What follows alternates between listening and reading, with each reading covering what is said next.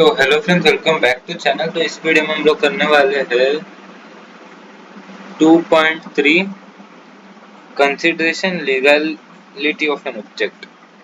Okay, consideration, चलो आगे बोलो। ओके, तो consideration means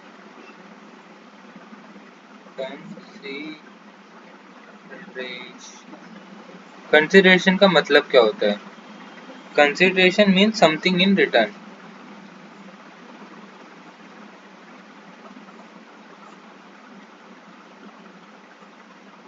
okay, when someone promises to do something uh,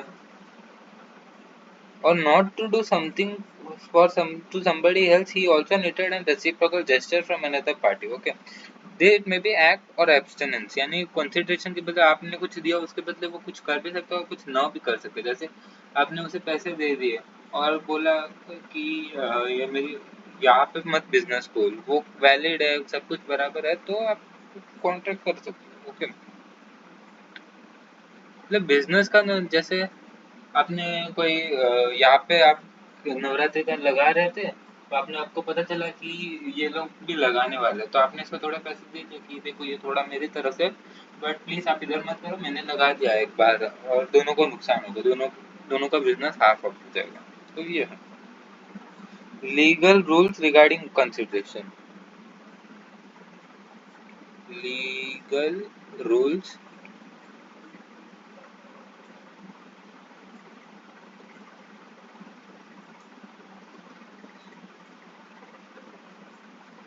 यानी कंसिडरेशन को लेके कुछ लीगल रूल्स है। ओके, वो बता दें।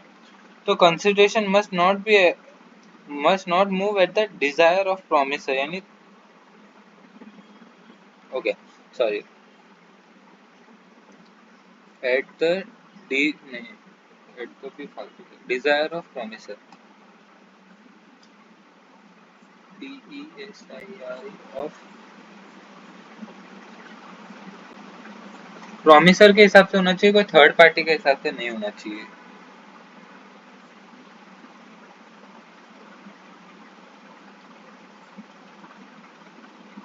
यानी देखो कंसिडरेशन थर्ड पार्टी दे सकता है, इसका लिखा है कंसिडरेशन में मूव फ्रॉम प्रॉमिसी में मूव फ्रॉम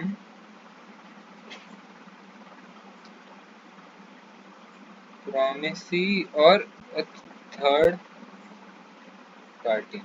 ओके, तो कंसिडरेशन मिल सकता है, बट जो भी कॉन्ट्रैक्ट होगा वो दोनों के हिसाब से।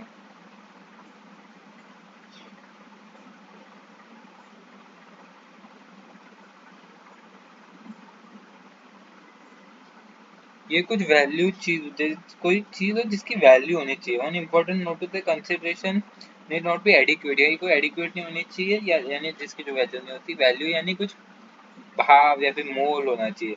So long as the consent of the party is free, adequate of consideration is immature, immaterial, sorry, immaterial भी हो सकता है, however inadequate और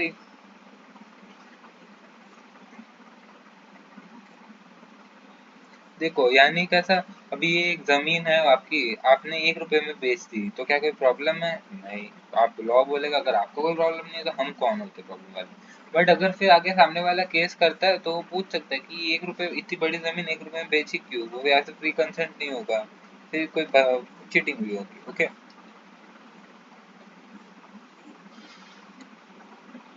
फिर इट में भी एक्ट एब्सटेनेंस और फॉरबेरेंस या फिर रिटर्न ऑफ प्रॉमिस।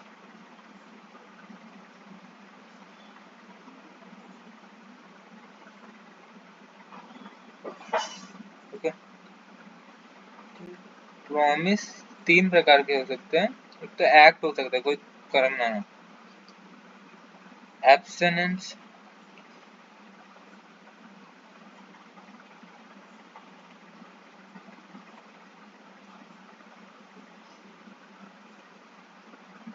यानी कुछ ना करना, या फिर फॉरबिडेंस और एब्सटेनेंस एक ही है। कुछ चीजें जैसे आपको बोल रहे हो कि स्मोक नहीं करोगे, तो ये भी एक एब्सटेनेंस हो। और return promise. Okay,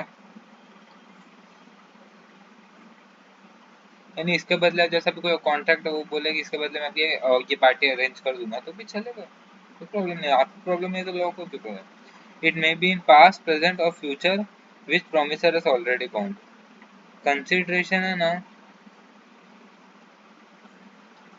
past present और फ्यूचर तीनों में हो सकती है, मतलब जरूरी नहीं कि आपको पहले ये करना है फिर वो करना है, नहीं नहीं, आपके हिसाब से अगर आपने कुछ जैसा भी किया आपने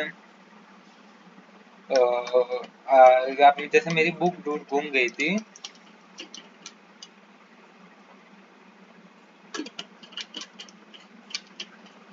मुझे बहुत इंपॉर्टेंट था, उसमें कुछ इंपॉर्टेंट था तो आपने मतलब वो ढूंढ के दी तो उसके बदले मैं आपको समझो पार्टी दे रहा हूँ तो ये भी चलेगा, कोई प्रॉब्लम नहीं। It must not be lawful, not be unlawful, okay.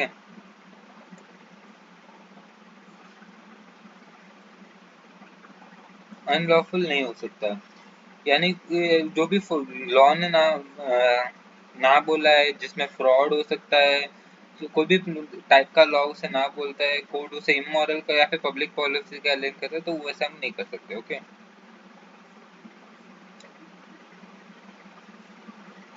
Type of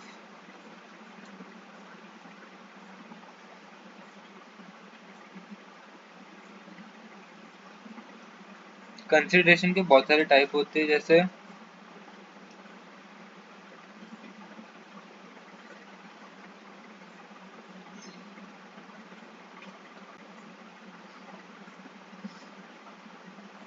past,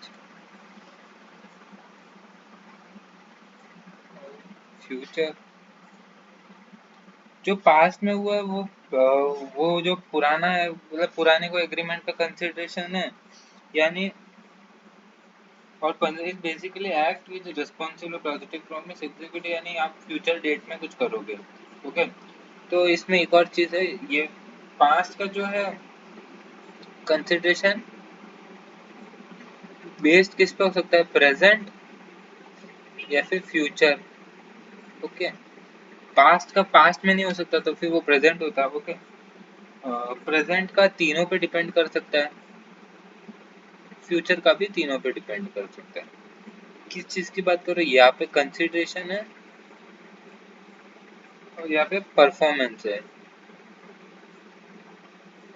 okay. Future में जैसे आज आप कुछ करो तो मैं आपको फ्यूचर में प्रोग्राम देगा, हाँ चलेगा। आपने पहले कुछ किया मैं आपको बाद में दूंगा, चलेगा।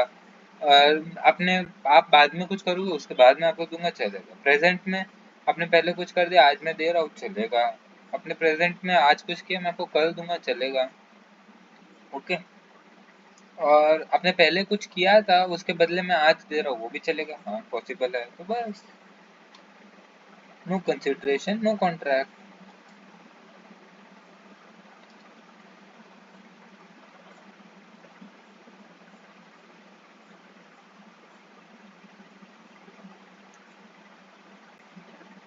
अगर आपके पास कंसिडरेशन नहीं है तो कॉन्ट्रैक्ट नहीं है, ओके। जनरल रूल इस एक्स लूडो को पार्ट, ये कोई बहुत मतलब आ सकता है, पता नहीं कैसे आएगा पर आ सकता है, अभी आपको सरप्राइज ही देगा, तो ये देख नोट कर लेते हैं। न्यू दो टैटो और नॉन कोहिटूर एक्शन, इन दोनों का मतलब, यानी an agreement without consideration is none agreement,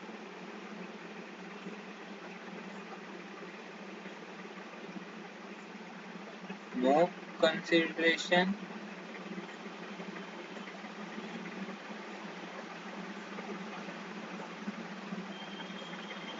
okay.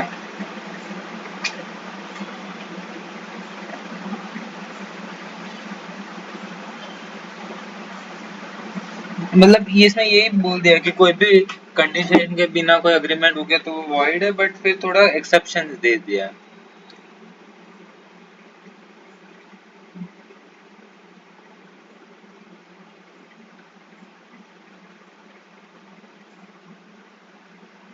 क्या no, not void in following case.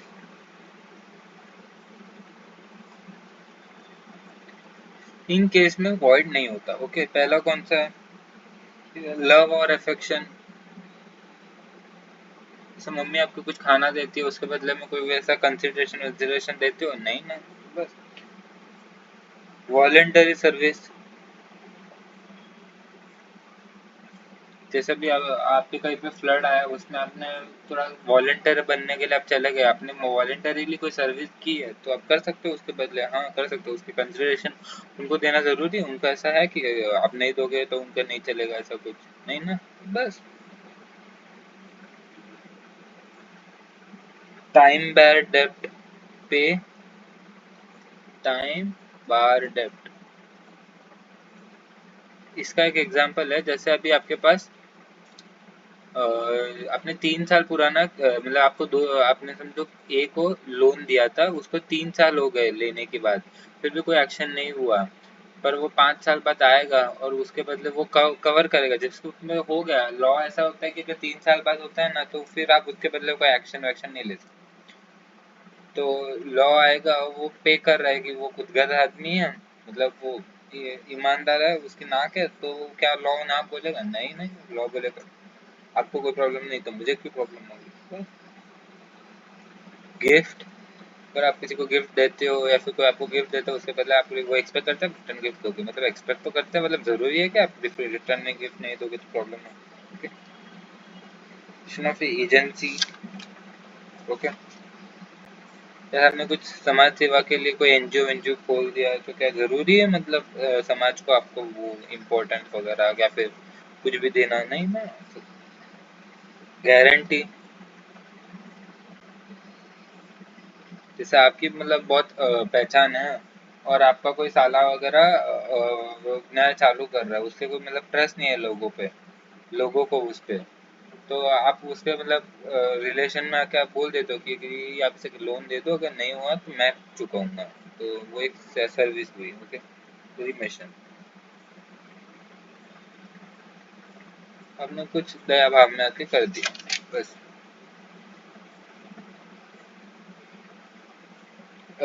देखो, जो भी express it's express in writing,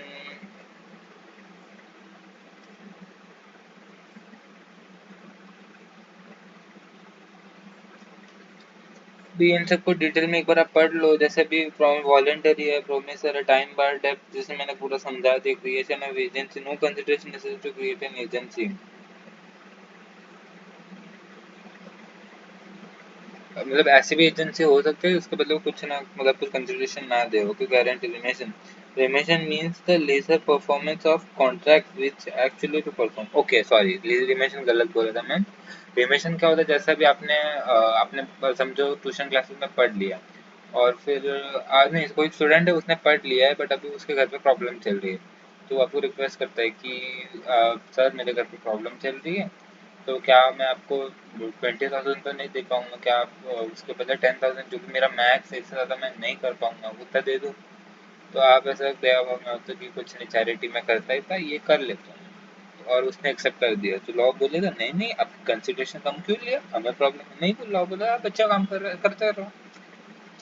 okay, in Indian law is same as according to Indian law, the consideration for an agreement may be proceed from third party, but third party who is stranger to agreement cannot sue the agreement. Okay, ये important है।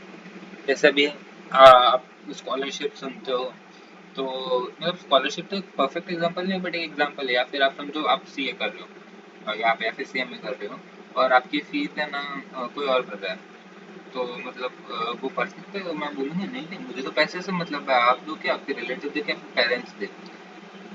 ये मैं आपको ऐसे target नहीं कर रही example के लिए, आप अपने में मत लेना, पर मैं एक एग्जाम्पल ताकि आप रिलेट कर पाओ इसीलिए दे रहा हूँ। तो और रियल लाइफ सिचुएशन दूँ तो मैं बोलूँ, आपको स्टूडेंट है वो फीस नहीं दे रहा है, उसके बाद उससे अगर समझो वो खुद कमा रहा है बट फीस नहीं दे रहा, उसके पेरेंट्स दे रहे हैं या फिर उसके कोई रिलेटिव दे रहे हैं, समझो कोई ऑफर है, तो क्या मतलब कुछ प्रॉब्लम होनी चाहिए? नहीं।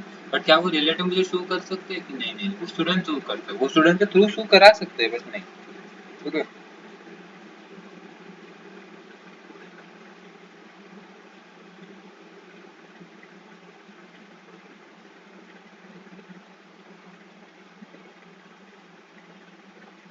ओके, अभी ये सू नहीं कर सकता, उसके भी कुछ कुछ एक्सेप्शन दे दिए भाई। पहले बोलते सू नहीं कर सकते, फिर बोलते कर सकते हो, बट ये सब एक्सेप्शन थे। ई एक्स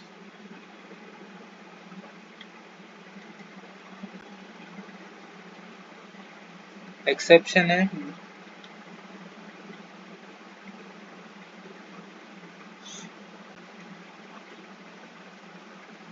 या मैं मतलब ऊपर ऊपर से समझा देता, ये तो काम का नहीं है, मतलब होगा तो भी आपका आगे काम का होगा, तो आप आगे अच्छे से पढ़ लें, ठीक है, मतलब फ्यूचर में। अभी इन्होंने भी 2 लाइन दिया तो मैं उतना ही कर रहा हूँ, तो फिर ऐसे सिलेबस कंप्लीट नहीं करा, आउट ऑफ सिलेबस का क्या करूँ। Trust is created for beneficial of beneficiary, यानी जिसका बेनिफिट हो रहा है उसके लिए कोई ट्रस्ट हुआ है।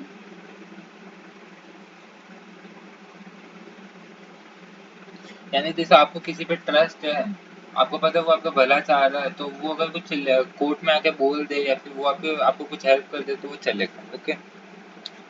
अगर आपको उन पे ट्रस्ट है कि वो आपके भला चाह रहे हैं, okay. Provision in managerial statement, यानी provision in marriage statement, sorry.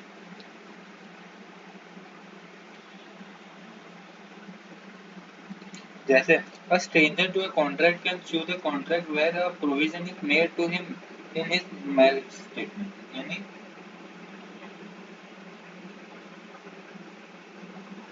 अगर किसी के मैरिज स्टेटमेंट में कोई प्रोविजन डाला हुआ है स्ट्रेंजर के रिलेटेड, तो वो सू कर सकता है उसमें। ये सब मतलब इतना डिटेल में पढ़ने की जरूरत नहीं है, जो अगर पढ़ने के फुकत में बता दूंगा।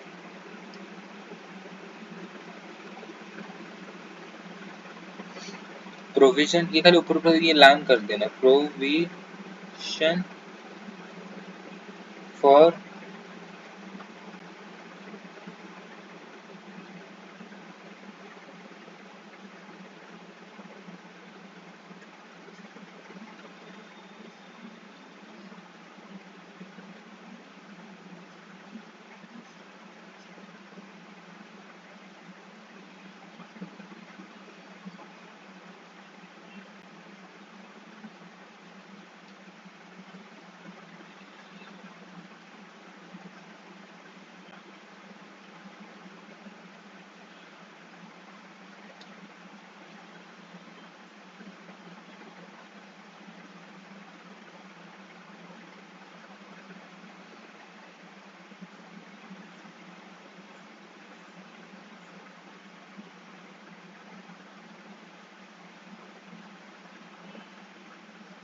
यानी क्या हुआ, एक प्रोविजन मिला हुआ मैरिजमेंट में कि फैमिली मेंबर्स ऑफ द, अगर किसी के पार्टीशन में कोई मतलब वुमन है, वो उनको मतलब हिंदू अनडिवाइडेड लॉ में है, पर वो स्ट्रेंजर है अकॉर्डिंग, मतलब वो अगर बिजनेस का कुछ करती नहीं है, बट वो उसमें कुछ भी ऐड कर सकती है ऐसे। तुरंत ये आपको अच्छे से समझ में आएगा भी नहीं, तो ये एक बार खाली ऊपर ऊपर से पढ़ना है। Assignee of contract,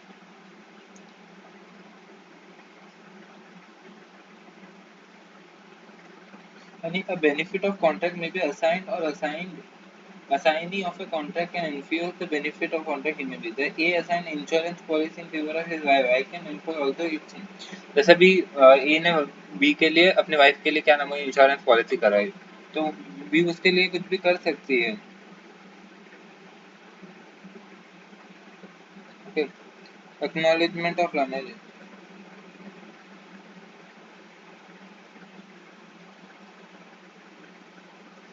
okay. ये जो प्रोविजन है ना मैरिज वाला, उसके लिए एक दूसरा एग्जांपल देते जो आपको समझ में आ जाएगा। जैसे अभी एक फैमिली का वो चल रहा है, क्या नाम है, प्रॉपर्टी विल डिस्ट्रीब्यूशन हो रहा है, और किसी एक बच्चे को कुछ नहीं मिला, तो वो फैमिली को कोर्ट में लेके आ सकती है कि मुझे कुछ नहीं मिला पर मैं हकदार हूँ। तो ये फैमिली मेंबर अरेंजमेंट में सू कर सकता है। आई होप सब आपको थोड़ा और क्लियर हो गया होगा, क्योंकि मैं कैसे समझाऊं मुझे समझ में नहीं आ रहा। एजेंसी कॉन्ट्रैक्ट,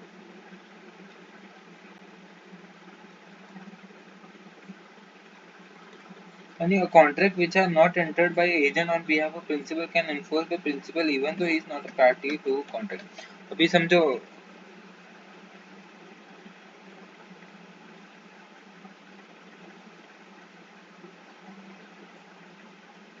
अभी समझो एजेंसी है, प्रिंसिपल और पार्टी है, सॉरी एजेंट और पार्टी है, और उन कॉन्ट्रैक्ट में प्रिंसिपल अपने कुछ भी काम हो, प्रिंसिपल अपना काम कर सकता है, हाँ वो मतलब एजेंसी एजेंट के रिलेटेड है ना, तो वो कर सकता है उसमें। ओके, नेक्स्ट क्लास का है capacity of parties free consent.